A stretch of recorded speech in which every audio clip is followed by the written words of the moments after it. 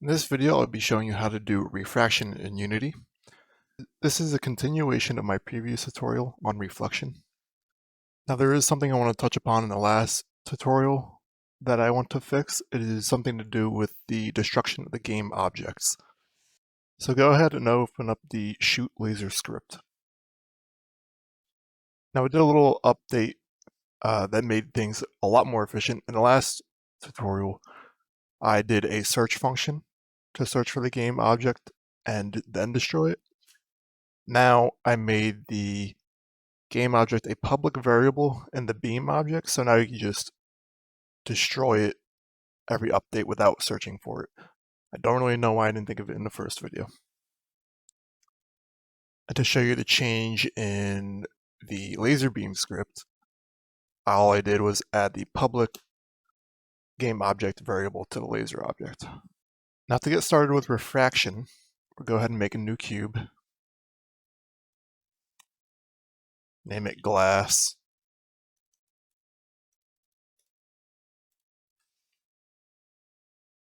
And add a tag called refract.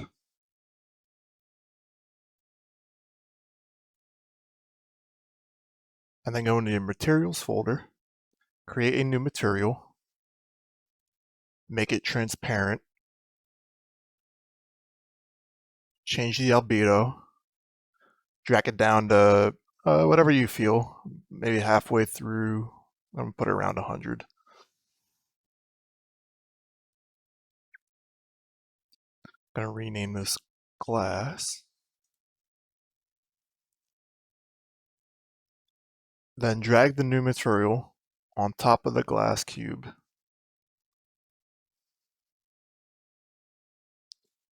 And to check if it's working, go ahead and uncheck the box collider to see if you can see the laser beam through the cube, which you can. Okay, perfect. Oh, didn't name that glass. There we go. All right, now open up the laser beam script and then scroll on down to check hit. And now we're going to add in an else if statement. And we're going to check if the tag is refract. Copy this up here and change this to refract. So in the case of refraction, we can use Snell's law to describe how the laser will pass through the glass. To start off, I'll go over the different constants here. So N1 and N2 basically just describe how fast light travels through a different material. So through air, the light will travel much faster than through glass, so the glass is going to have a higher index of refraction. In the case of our refraction problem here, we know the incident vector here, which is just the laser hitting the glass, the initial point here. And this normal vector we can use to calculate theta 1. Okay. So theta 1 is known. We can find that. And we know N1 and we know N2. So now we need to solve for theta 2. And this can simply be done by some algebra. Theta 2 is equal to N1 sine theta 1 over N2. And then you take the inverse sine of each, or the arc sine. So that's basically the gist of how Snell's law works to describe how a laser can pass through glass. And then we'll have to do the same process again here. And in that case, we'll know the incident vector of the laser within the glass. We'll know, and we still know N1 and N2. But for the case of the second point, N2 and N1 are going to be switched because it is now leaving the glass. That's basically just how to solve the problem of refraction, but this is just for a 2D scenario. So I won't get into too much detail about how to do it in 3D. It is a bit more complicated, so I will just be giving you the equation since the equation uses vector math instead of geometry. Now go ahead back into the laser beam script. Let me see if I can zoom in here a bit. Okay. And to start off, you need to make a dictionary for the different refractive indices you may have in your project. This is pretty straightforward. Create a new dictionary that uses a string and a float. We'll call it refractive materials, and we create the new dictionary. And we'll create one for air.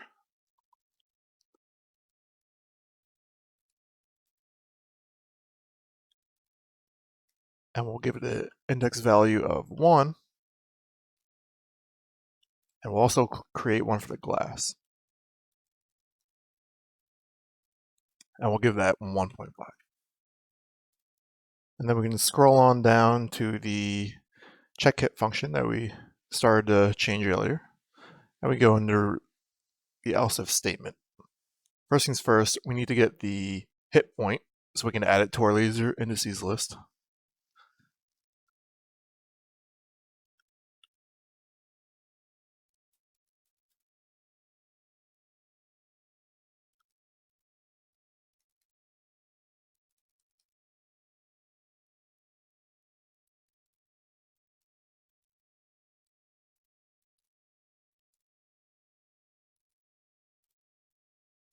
Okay, now that we added the position at the entrance to the glass, to the laser indices list, we can now begin the refraction process.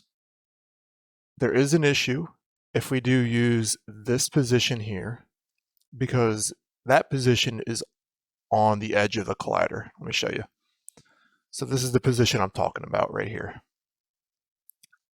This is the point that we just added to the laser indices array, and this is the box collider.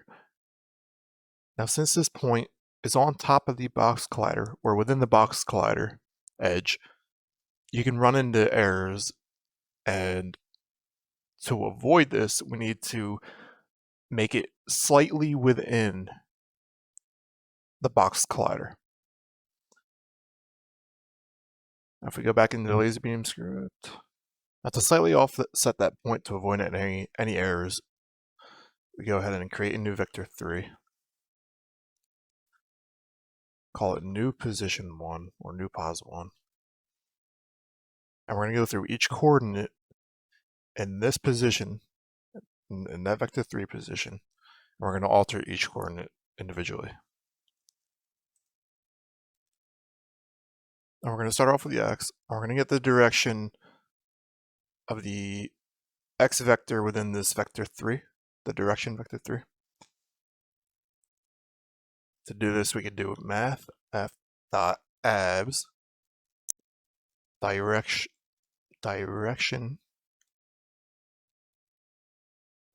and the x direction, and divide that by the x direction plus 0.0001 f. Now I add the 0.0001 f because if both of the x direction are 0, then we're going to get an undefined number and we're going to run into an error. So I just make it a really small number in the denominator in case we run into any issues. Then after that, we can multiply it by, and then after that we can multiply it by 0.001 f to make sure that it's as small as possible and still within the box collider. And to finish things off, we just add the position, the x position back in there. And then we're going to repeat that for y and z. Go ahead and copy and paste.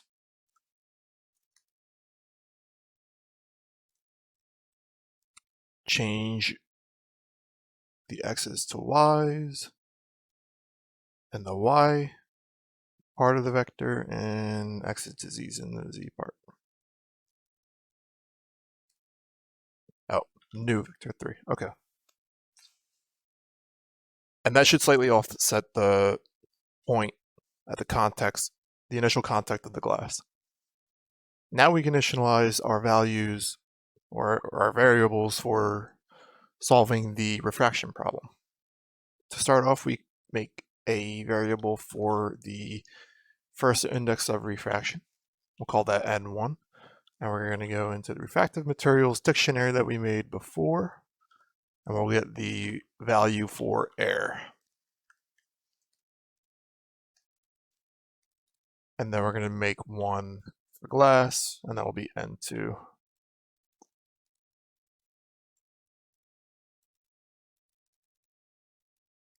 Now we're going to need the normal of the surface that the laser hits.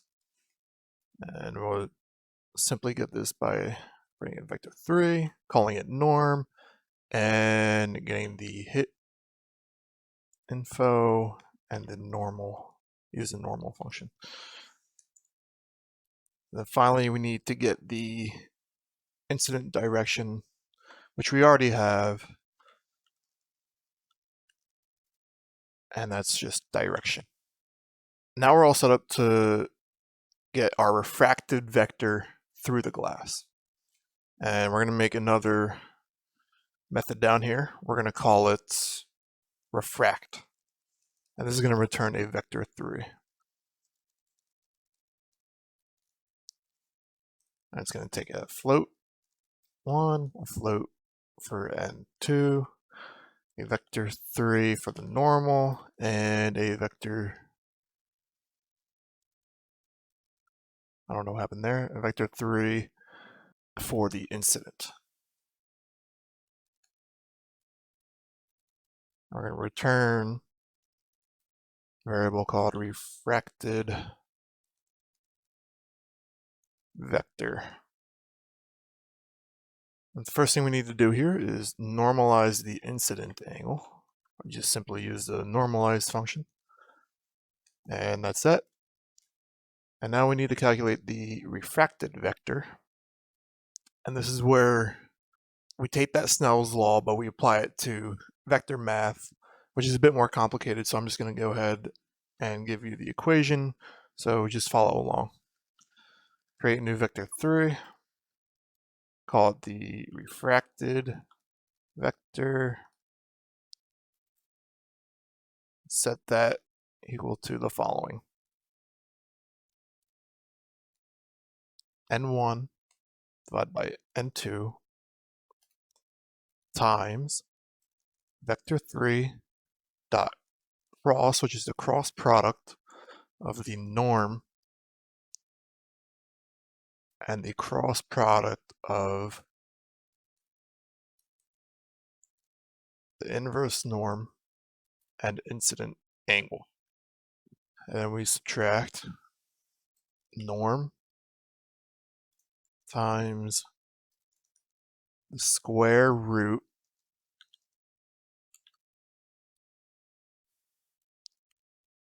of 1 minus vector 3. We'll get the dot product of the cross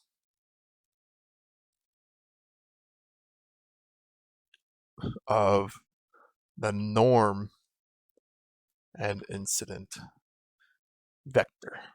And we multiply that by n1 divided by n2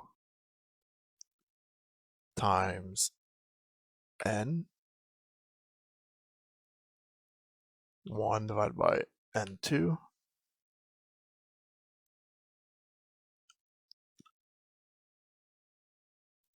then F3 dot cross norm incident and normalized. Yeah, so it's pretty complicated. I found this on GitHub, and I'll put a link in the description to where I found it. Now we can use the refract method we just made to get the first refracted vector of the laser through the glass. So go ahead and create a vector 3. You can call it refracted vector. And we use our refract, set it equal to the refract method. Whoops. And our variables are going to be n1, n2, norm, and incident. So now that we have our new vector, we can go ahead and cast a new ray using our cast ray method. And we can go ahead and use the new position, the one that is inside the collider, our refracted vector, and laser. So let's go ahead and test this.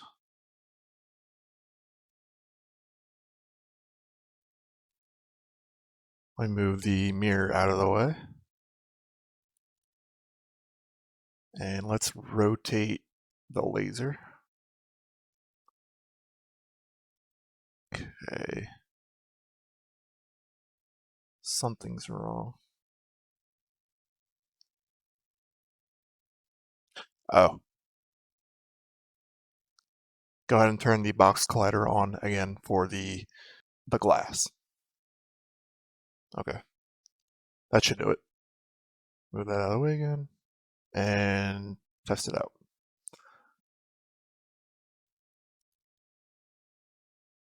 Okay, yeah, now we're getting a little bit of refraction. So if I put the laser up there and I move the glass, you can see there's now a bend. But if you noticed, it still goes straight through the glass. It doesn't refract again when it's leaving. Also, we have a problem here because we're starting the new ray inside of the collider. And when you do that and cast a ray while you're inside of the collider, it won't hit the collider. It will just pass right through it, so it's coming from the inside. So I will show you a solution to this so that we can get the second refracted vector. So go ahead and open up the laser beam script again. Get rid of the cast ray line that we just created. And I'm going to show you how to get the second refracted ray now.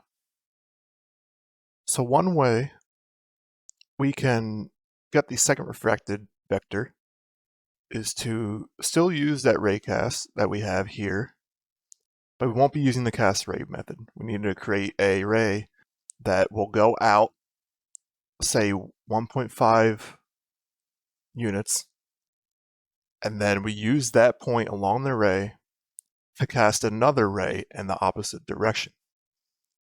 Now, since that new ray in the opposite direction is outside of the collider, it will hit the collider at the point where the ray inside the collider hits the exit surface of the glass.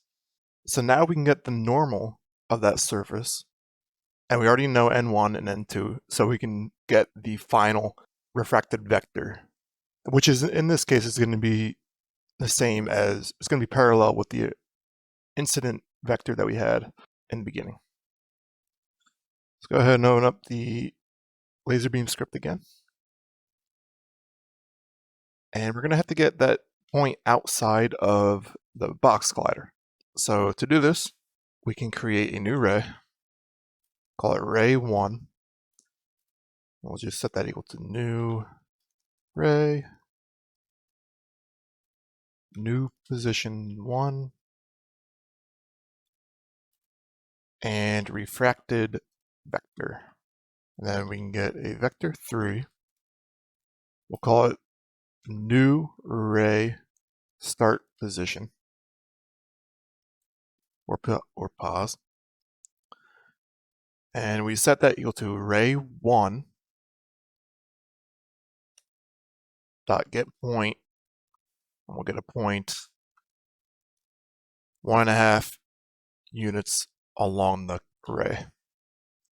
So now that we have that point, we can then create a ray in the opposite direction. We'll call it ray 2. Set that equal to new ray. I'll use the new ray start position and the opposite of the refracted vector, which is just the opposite direction. Then we can make a new ray cast hit. We'll call it hit 2.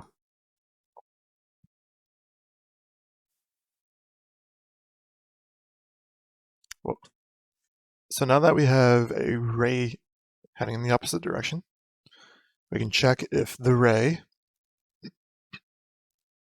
hits any collider.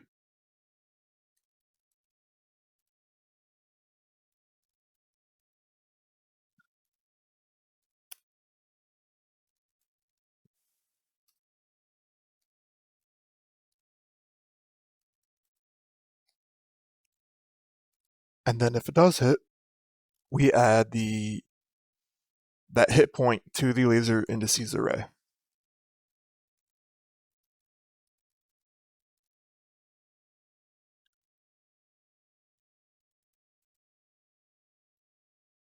Now, so you can play around with this variable, which is how far out you'll cast the ray. You can also play around with this variable, because this will be different based on the size of the object that you're trying to hit. So in our case, it's the glass, and we're going to go 1.5 units away from the start point of the refracted vector. So you can make this larger or shorter if you need to. In this case, 1.5 will be fine.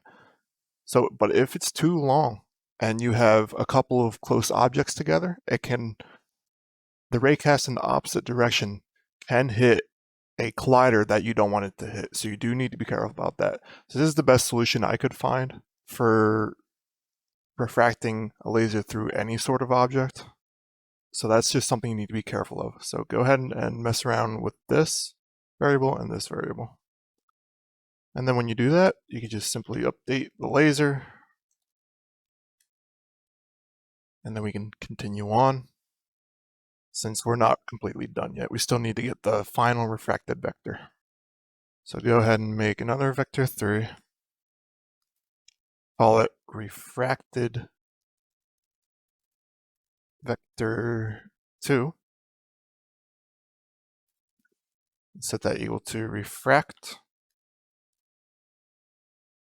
And this time we'll use N2 first, since the initial material is the glass and the exit material is the air. So we just swap the air and glass values. And then the norm will be negative hit 2 dot normal. And we do that because the normal of the ray cast in the opposite direction is still in the opposite direction, so we need to flip it back. And then we can just keep the incident angle as the refracted vector 1, or just refracted vector. Now we can go ahead and cast array with the new refracted vector using our cast array method. And we can use hit 2 dot points refracted vector 2 and laser. And that should do it for 3D refraction. That should work. So let's go ahead and test it out in the editor. Move the laser it around, move the box around. Okay, you see how it's now refracting twice? That's what we want.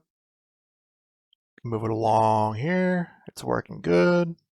Up and down. Yep. Switch directions just as you want. We can go ahead and implement the mirror too.